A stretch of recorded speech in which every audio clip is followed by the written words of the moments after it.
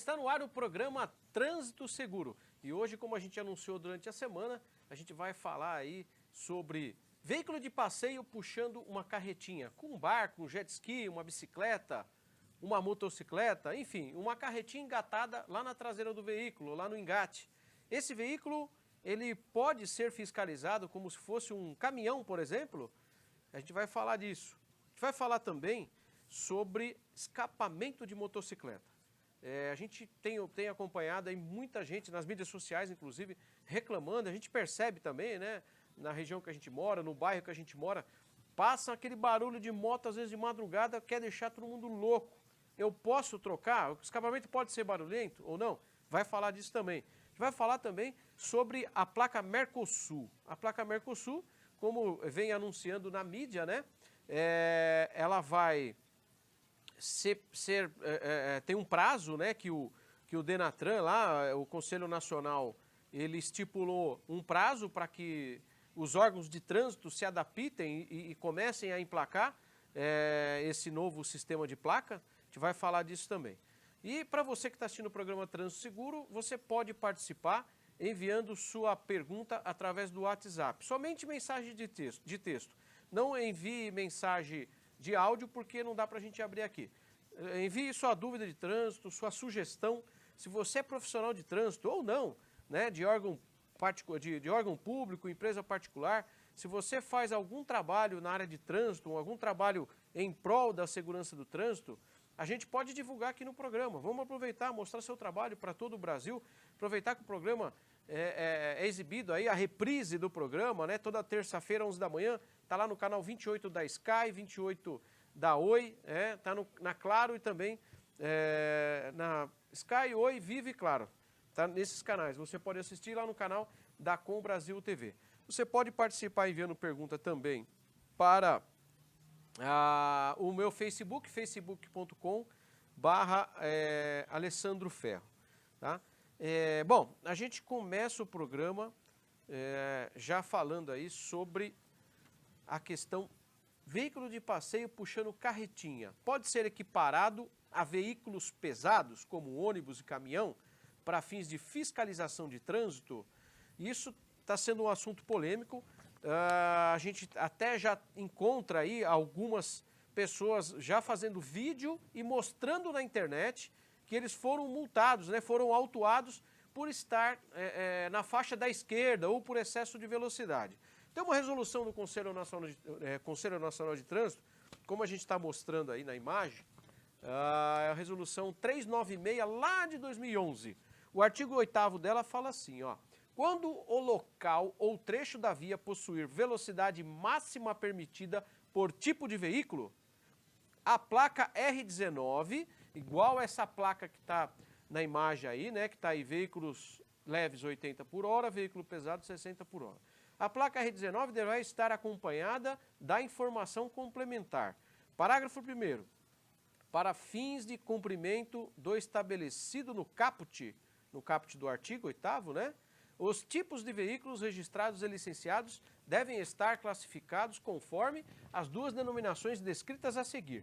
Então, a classificação dos veículos, né, os tipos de veículos registrados e licenciados, eles se classificam-se em veículos leves ou pesados. Essas são as classificações. Os veículos leves correspondem aos ciclomotores, né, aquele até 50 cilindradas, a motoneta, a motocicleta também é considerado um veículo leve, o triciclo, o quadriciclo, os automóveis, os utilitários, caminhonete, a caminhoneta, né, você acha a diferença delas no anexo 1 do Código de Trânsito. Lá tem tudo o que significa isso, o que é um triciclo, o que é uma motocicleta, o que é uma caminhoneta, o que é uma caminhonete, você acha lá no anexo 1 do Código de Trânsito. Ao detalhe, com peso bruto total, o PBT, né, inferior ou igual a 3.500 quilos. Então, se está declarado lá no documento do seu veículo, PBT até 3.500 quilos, seu veículo é classificado como um veículo leve.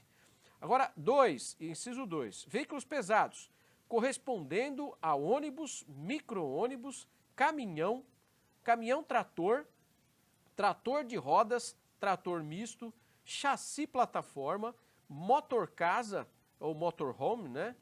reboque ou semi-reboque e suas combinações.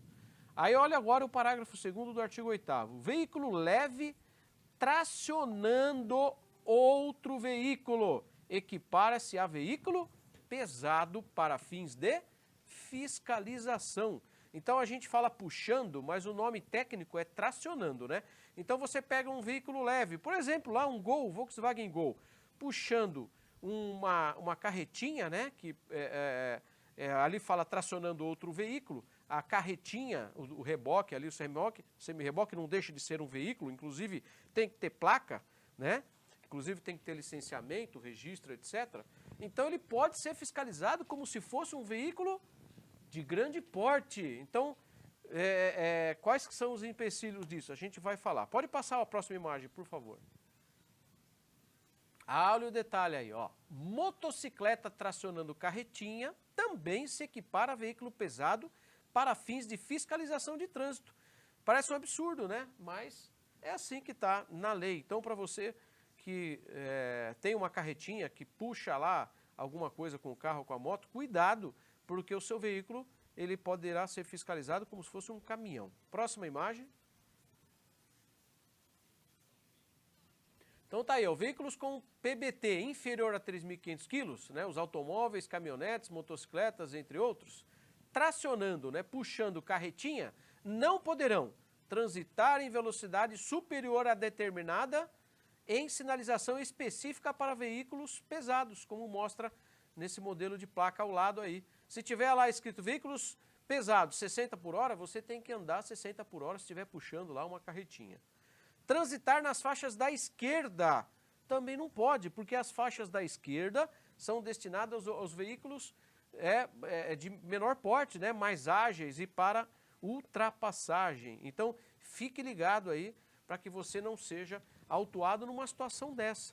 Tudo bem? Então, esse assunto está sendo polêmico, a gente resolveu trazer hoje aí para falar aqui no programa Trânsito Seguro. Pode voltar aqui. Tem mais slide? Não, né, Lucas? Não tem mais. Eram 3 apenas, né? Tá. Bom, a gente antes de continuar agora vai chamar aí o vídeo da Sun Serviço, depois a gente continua.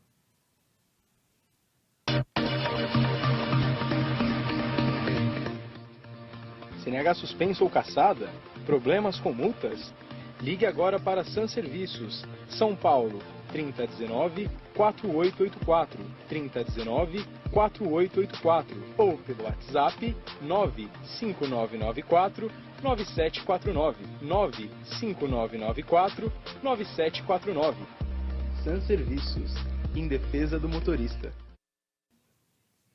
Estamos de volta com o programa Trânsito Seguro. A gente está dentro do estúdio, com acústica e tudo, e eu estou ouvindo aqui um trovão lá fora. São Paulo deve estar em estado de emergência por conta da chuva, porque está chovendo forte. A gente, antes de entrar ao vivo aqui, eu estava fazendo uma live no Facebook e o pessoal que participou disse: Guarulhos está chovendo forte, Osasco.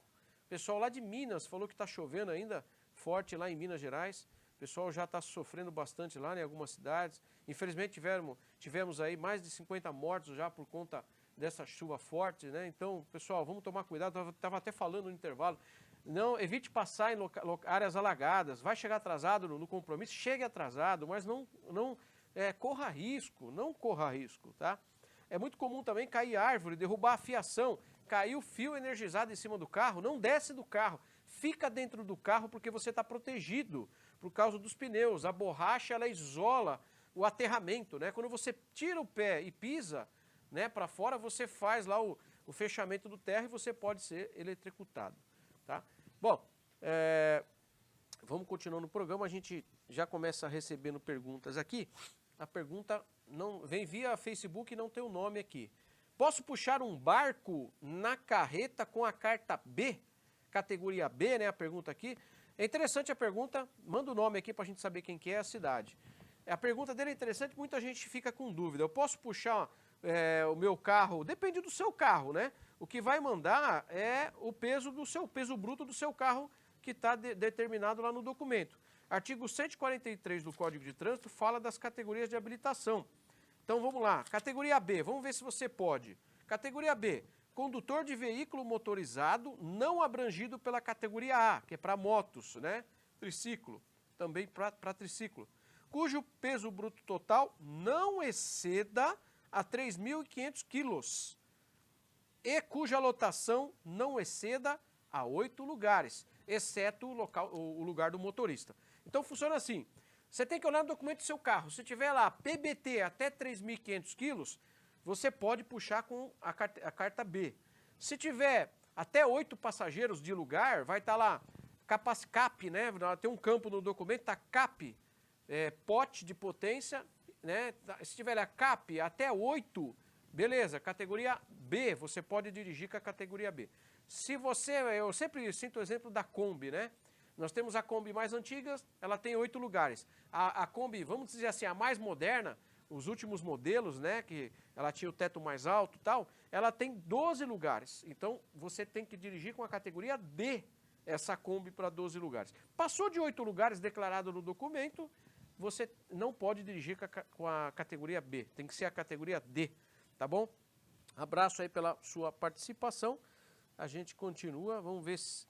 Agora, vamos migrar aí para as páginas, as outras páginas do Facebook para ver se está chegando pergunta nas outras páginas. Se mandar pergunta em box é melhor do que mandar na própria aba do vídeo, porque fica mais complicado para a gente ver aqui. Bom, a gente continua e o próximo assunto. A gente também separou um outro assunto para falar aqui, que era sobre substituição do escapamento da motocicleta, né? Barulho, aqueles escapamentos que deixa todo mundo louco, né? Por causa do barulho. Aliás, fica até uma sugestão aí para os deputados, né? Principalmente os deputados federais, que proponham aí a fiscalização de ruído de escapamento por meio do decibelímetro.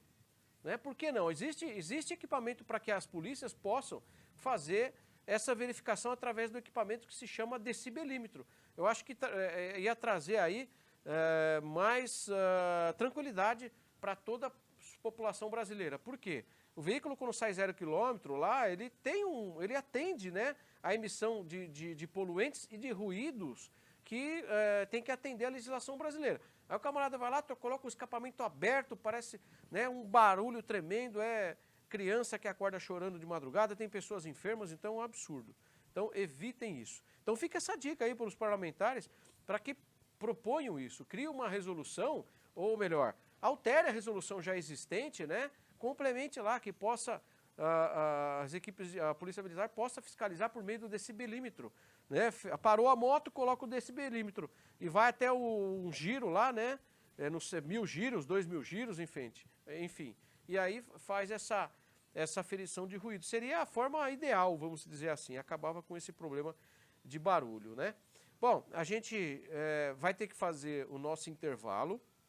Quando a gente voltar do intervalo, a gente vai falar sobre escapamento de moto. Posso ou não posso colocar o escapamento esportivo na moto? A gente já volta, é rapidinho, não sai daí.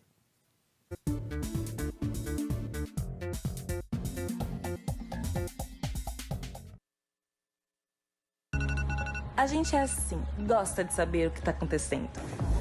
De fazer acontecer. E de não fazer nada. De guardar cada momento. E claro, compartilhar com quem você gosta. A gente sabe que usar o celular dirigindo é muito perigoso, mas acaba se arriscando. Até que um dia, você sabe. A gente sabe o que tem que ser feito no trânsito. Basta fazer. A gente é assim. Chega uma hora que quer mais aproveitar o que já conquistou. A gente já tem experiência suficiente, já conhece os atalhos. Quer mais viver o bom da vida. Sem pressão. A gente tá no comando, tem controle, sabe dos nossos limites. A gente sabe que excesso de velocidade é perigoso, mas acaba se arriscando, até que um dia você sabe. A gente sabe o que tem que ser feito no trânsito. Basta fazer. Mãe, quando você sair pra beber com as amigas, deixa o carro na garagem. Ô pai, deixa pra atender o celular depois da viagem.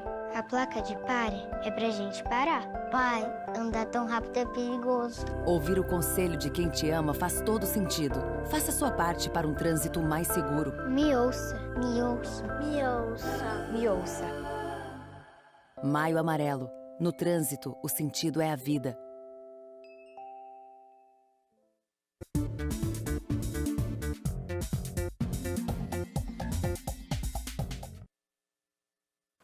Estamos de volta com o programa Trânsito Seguro. E antes da gente falar sobre escapamento de moto, a gente vai responder aqui o Nascimento Macedo, ele é de Guarulhos, São Paulo, e ele diz assim, ó, tem uma van com capacidade de 16 a 20 lugares.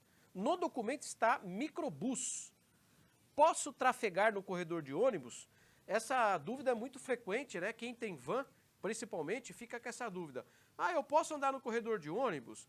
É considerado ônibus também? Aí eu recomendo a leitura do anexo 1 do Código de Trânsito Brasileiro, lá traz os conceitos e definições. E lá vai dizer a diferença de ônibus e micro-ônibus. E a gente vai entender por que não pode transitar com vans que não entrem na categoria ônibus. A van não vai entrar, né?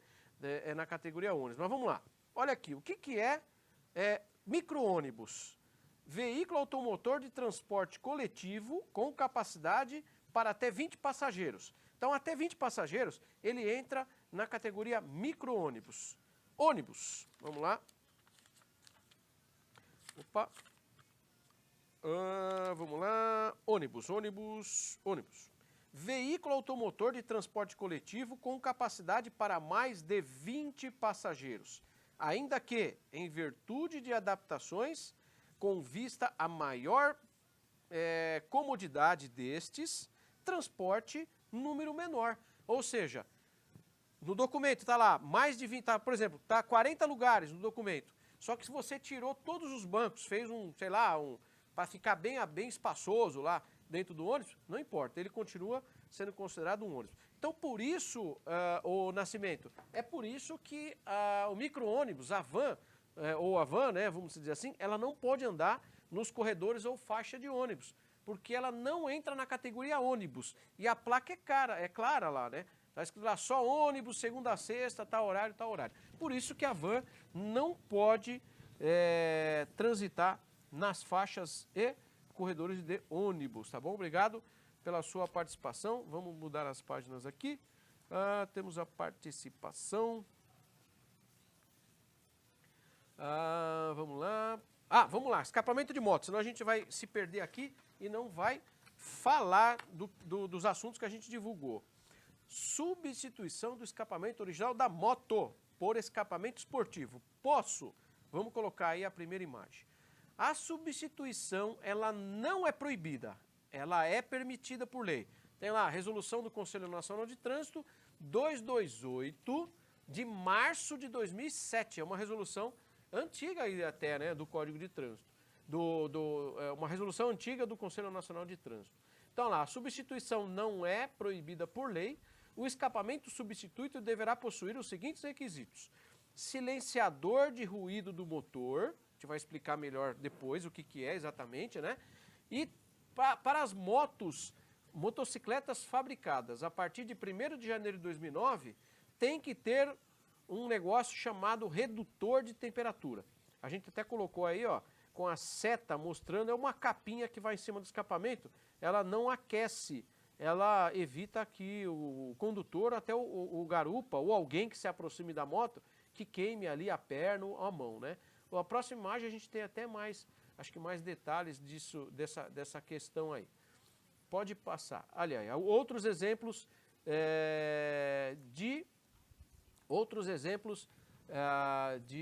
desse dissipador de defletor de calor. Então, olha lá, tem um metálico ali, como mostra na seta amarela, no outro modelo, ele tem um detalhe numa moto inteira ali, né? Pode passar a próxima imagem. Próxima imagem, por favor. Isso. Agora, qual que é o detalhe? Isso até quem fiscaliza fica na dúvida, né? Olha lá, sistema de exaustão de parede dupla, sistema posicionado em uma ou ambas as laterais do veículo, à semelhança do sistema simples, porém, tendo os pontos críticos construídos de maneira que exista uma segunda parede para separar a superfície aquecida do sistema, uma parede interna, e o ambiente externo, conforme definido pelo fabricante. Então, você vai perceber que alguns escapamentos esportivos, ele não tem esse defletor de calor fora, mas na sua construção, ele tem, essa capacidade de não deixar o escapamento quente por fora. Então, o fiscalizador vai fazer um teste ali que fica muito, como se pode dizer, muito frágil, né? Ele pode aproximar a mão ali e ver se está aquecendo demais ou não. Seria o suficiente para fiscalizar? Eu recomendaria que não, tá? Gerou dúvida, não fiscalizar. Isso seria para quem fiscaliza, mas aí é entendimento dele. Tudo bem? Tem mais um slide desse assunto?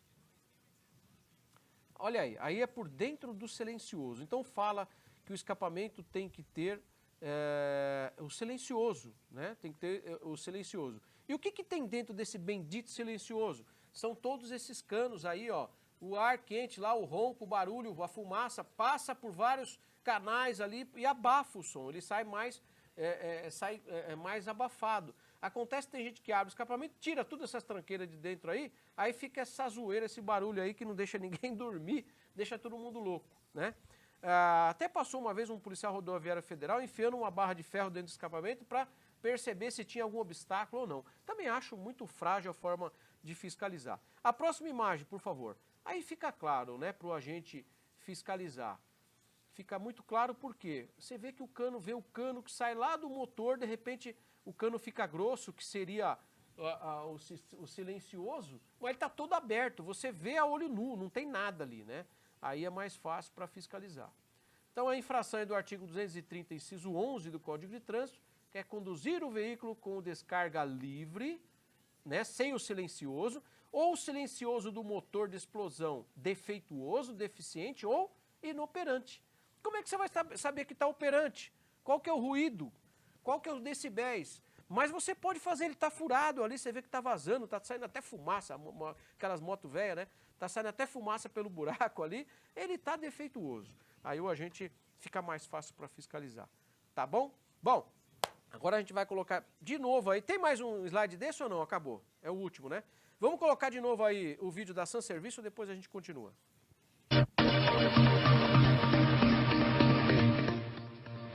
CNH suspenso ou cassada? Problemas com multas? Ligue agora para Sanserviços, São Paulo, 3019-4884, 3019-4884 ou pelo WhatsApp 95994-9749, 95994-9749. Sanserviços, em defesa do motorista. Vamos lá, estamos de volta. A gente tem aqui o Fábio Pichler. Eu acho que não sei se eu pronunciei certo, Fábio Pichler. Boa tarde, Alessandro, parabéns pelo programa, obrigado. Ele me convida para participar do seu programa. Contato é para convidá-lo a participar do meu programa sobre trânsito, o Trânsito em Foco, né, na quarta-feira, 9 da manhã. Pode ser? A gente ele mandou aqui o WhatsApp dele, vou entrar em contato com você ainda hoje e a gente vê como que viabiliza isso, porque eu acredito que você deve estar em outro estado, né? Bom, agradeço aí, a gente vai se falar. A gente vai falar agora sobre placa Mercosul. Qual que é o prazo para os Detrans começarem a emplacar, definido pelo Conselho Nacional de Trânsito, né? 31 de janeiro desse ano, 2020. Todos os Detrans têm que estar emplacando, tá? E aí gerou dúvida isso, quem precisa, quem não precisa. Nós temos aí 2 vídeos, o ministro falando, a gente vai soltar o primeiro, depois a gente volta. Boa tarde, ministro. Por que a placa vai mudar?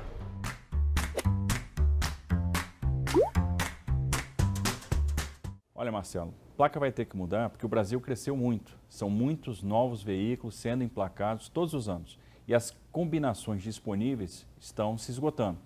Então era necessário mudar o esquema da placa, então por isso que a gente vai passar a ter 4 caracteres, 3 números para aumentar o número de combinações. Então a gente vai ter aí muitos anos pela frente sem ter que falar em mudança de placa. Agora calma, aquela placa antiga do Mercosul que todo mundo reclamou, ela foi completamente reformulada. Então nós estamos oferecendo uma placa nova, onde nós eliminamos uma série de problemas, eliminamos custos adicionais, custo com chip, com ondas senoidais, com elementos gráficos que eram patenteados e que encarecer a placa.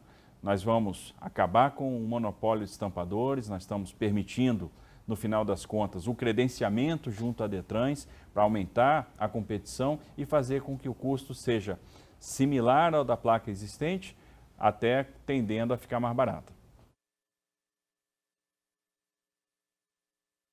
Então tá aí, nós temos outro vídeo também para tirar dúvida do ministro Tarcísio. A gente vai soltar, depois a gente comenta. Boa tarde, ministro. A nova placa vai ficar mais cara que a antiga?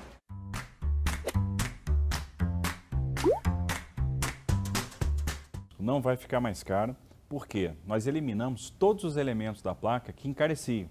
Tiramos o chip, tiramos as ondas senoidais, tiramos elementos gráficos patenteados e, principalmente, abrimos para vários estampadores. Nós vamos trabalhar com o sistema de credenciamento, então vários competidores, vários estampadores vão poder se credenciar junto aos Detrans. Nós vamos ter, em princípio, o mesmo preço das placas atuais, tendendo a placa até ficar mais barata com o tempo. Outra coisa, não precisa se preocupar com o dia 31. Quem tem que tomar providências é o Detran para começar a operar no novo sistema com a nova placa. Ninguém vai ser obrigado a mudar a placa. Nós vamos trabalhar com as placas existentes, com a placa cinza. Quem já tem o seu carro emplacado vai continuar com a sua placa existente. Essa placa vai acompanhar o carro até o final da sua vida útil. Quem vai comprar um carro novo já vai receber o carro com a placa nova. Então não precisa se preocupar com o dia 31. Então tá aí, a fala do próprio ministro Tarcísio, ministro da Infraestrutura, né? Falando aí sobre a questão da placa Mercosul. A gente tem um outro slide só para complementar isso, sobre a placa Mercosul. Eu preciso trocar, não preciso. Se eu mudar de cidade, eu preciso trocar, não preciso. Então, a gente tem aí os casos de substituição, né? Então aqui, para os cidadãos, as mudanças serão graduais. A nova placa de identificação é obrigada apenas nos casos de primeiro emplacamento, carro zero, né? Quando houver transferência do veículo para outro município ou se a placa precisar ser substituída em razão de danos ou furto. Você perdeu a placa dianteira lá, você vai pedir uma placa nova, vai ter que colocar a placa Mercosul. Você foi, o policial te parou, sua placa estava lá irregular, você vai ter que passar na vistoria, ela vai ter que ser trocada, tá? Então, são nesses casos aí, né? Então, como eu havia dito, o prazo que se encerra amanhã, sexta-feira, 31 de janeiro de 2020. Quanto tempo para acabar o programa? Já estamos no final aí. Eu peço mil desculpas para quem mandou aí pergunta. Nós temos aí o Rodrigo Alves, ele mandou aqui. Nós já estamos finalizando aí, não posso passar do horário. Ele pergunta aqui. É o Rodrigo Alves, São Paulo capital. Motorcasa ou motorhome é obrigado a entrar na balança nas rodovias? Olha, eu não vou afirmar para você, Rodrigo, mas eu acredito que não, né? Veículo de carga, em princípio. Mas para não falar besteira, eu vou pesquisar e para não deixar você sem essa informação, eu vou mandar para você aí o quanto antes, tá bom? Bom, a gente vai finalizando o programa por aqui. Agradeço a todos que participaram, que enviaram perguntas. A gente vai compartilhar o programa na íntegra para quem perdeu poder assistir de novo. E no dia 6 de fevereiro desse ano, 6 de fevereiro, a gente vai ter a participação aqui do Dr. Disseu da Abramet, que é a Associação Brasileira de Medicina do Tráfego. E também o convidado especial aí, nosso amigo Arthur Cane, para participar como entrevistador também. Tá bom, pessoal? A gente vai encerrando. Um abraço a todos. Até o próximo programa Trânsito Seguro. Tchau, tchau.